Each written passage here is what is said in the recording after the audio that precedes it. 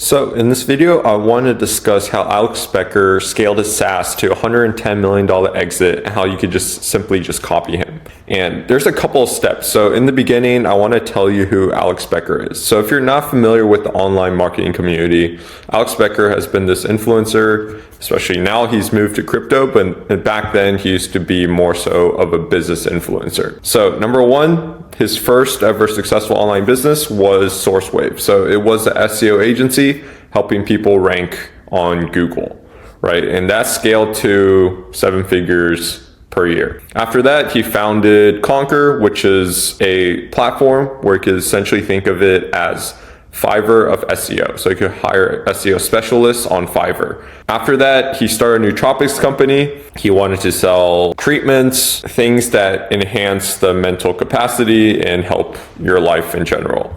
And after that, he founded Market Hero, which is the email marketing SaaS. And I could get into why that one didn't scale to 9 figures, but I just want to break down how Hyros was able to sell at $110 million only 2 or 3 years after building that software, right? Because it is a very fast paced, and with software, you probably know yourself, there is a really high exit multiple compared to other businesses out there. Compared to agency, where it's 2 to 3x EBITDA, SaaS has anywhere between 8 to 15x revenue of the year, depending on how fast you grow.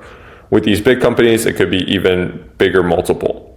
So essentially, if you make 10K a month off your SaaS, you could almost sell it for $1 million, which is very appealing to a lot of software founders.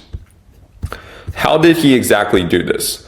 So number one thing is we have to think that Alex Becker has been in the internet marketing space for a decade almost. So coming from a marketing background instead of a tech background, he knows how to create offers and get people interested, gather attention, and allow them to buy the offer. With that, a lot of people in the marketing space, they love to run ads.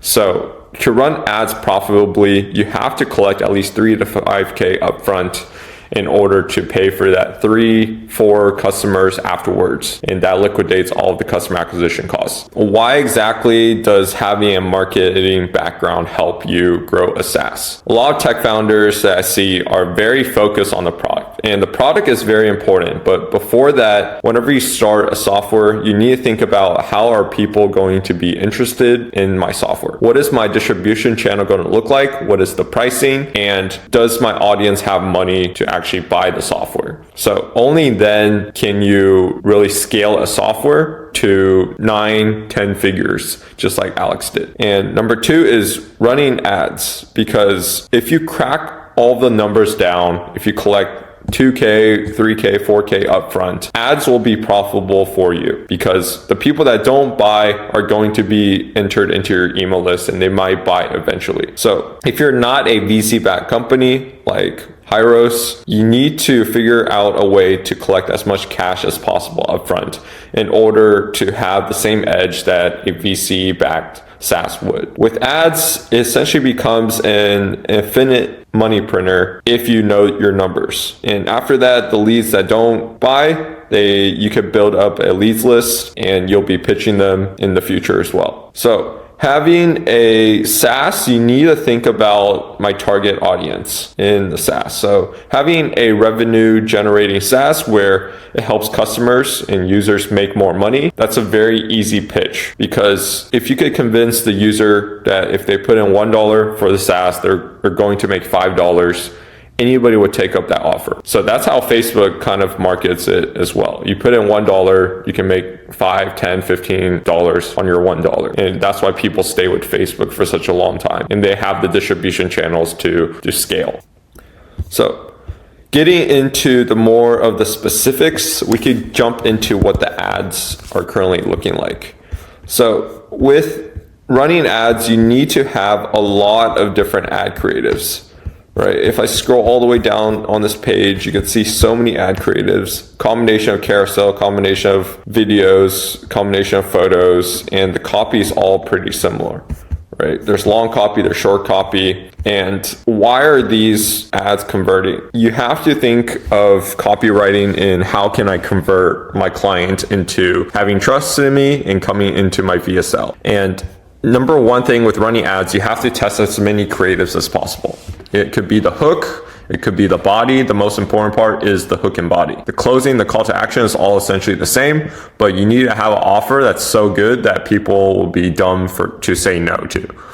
Right? So you need to run as many ads as possible, find out that winning creative, find out that winning combination between hook and content, and scale that. And I want to get into what the format of a winning VSL looks like.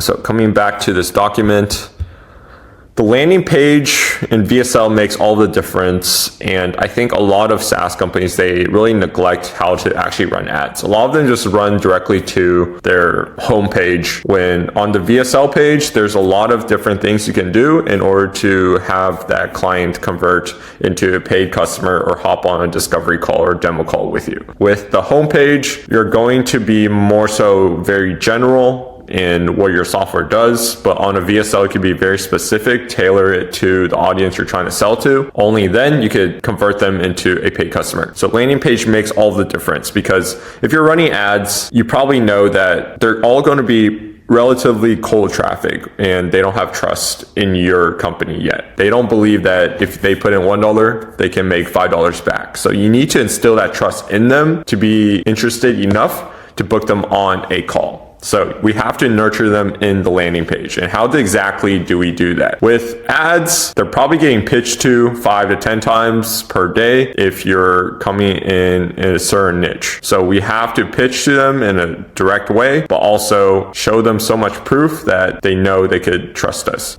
So number one, the headline is very important. You need to have the result the user's actually getting. We don't want to talk about the features our software has. We want to tell them what the end result is. So we need to sell that vacation in Malibu. We don't sell the journey. On top of that, if you have a risk aversion, it's very beneficial where customers, if they don't get that $5 back, give their money back or give them a special offer on top of that. So after that, it should be a VSL, which is a video sales letter for around 5 to 10 minutes, where you're basically pitching the customer, showing the results, getting them to book a call. And after that, you have call to action, and then you just keep repeating the social proof and call to action throughout the rest of the page. At the bottom, you have an FAQ regarding questions that a user might have before they want to book a call. But for the general rules is you have CTA combined, embedded in the social proof. So let's take a look at what Alex Becker did in terms of his VSL. So as you can see here, scroll all the way to the top. Number one, Hyros will cut your cost to acquire a customer overnight, guarantee or you don't pay, right? That is the result of what Hyros is going to do. They're not going to show you how to actually set up the pixel, how to actually set it up on Facebook so you can view what the ROI is. And they'll add 15 to 20% to your existing ad revenue, guaranteed or you don't pay. So that's the risk aversion right here. On top of that, they have a VSL where they're showing case studies of past very reputable people in the company, in companies. And this is the call to action. And then in here, they're showing a little bit of what the product actually looks like, right? But the main point is showing the call to action, showing the case studies, and showing results. After that, they have the call to action. They have the social proof right here, right? A bunch of different testimonials, more testimonials from very famous brands, more brands like that, more brands, social proof, and then you scroll all the way down, like they have so many video testimonials, right? And that's what separates you and your competition. If you have a lot of social proof, you're actually providing results for your customers, you're going to beat VC-backed funds, especially if you crack down on ads and acquiring customers profitably and also acquiring the second or third customer. So now more FAQs and then the call to action, right? So very, very simple funnel. And if I take a look at what the funnel looks like afterwards, this is how you really structure your sales team. And Internet marketing background people probably already know this, but it's pretty similar across the board, whether it is a roofing company, whether it is a marketing agency, whether it's a SaaS. A lot of the sales team formats are very, very structured, and they all follow a similar format. So number one, if the user comes onto your landing page and they self-book, that's great. You don't have to handle it. Maybe you have an appointment setter, just call them up and let them know that a call is coming and that we're very excited to get on that call, collect some information to instill that we care about the customer, right? But if a user does not book directly, we have a triager or appointment setter call them, just let them know that we saw them coming in from the ads, what type of problems are they trying to solve, and then afterwards we try to connect them to one of the closers on our team. In terms of the sales team format, in terms of closers, usually closers will get anywhere between 10 to 15% of a deal depending on the deal size, and a lot of the teams will sell an upfront package, which is an annual plan or annual plan combined with a setup fee to set up some of the software for you directly. And a lot of them do not pitch the monthly plan because with ads, you want to collect as much cash as possible upfront, and closers are not going to fight for, if it's $100 per month SaaS, they're not going to only want $15 for that close, right? They want to sell it for $2,000, they'll get a couple $100 out of that. On top of that, they'll have a CRM in place where they're basically tracking and following up with all of the people that haven't closed or have a pending proposal to see where they want to go to next,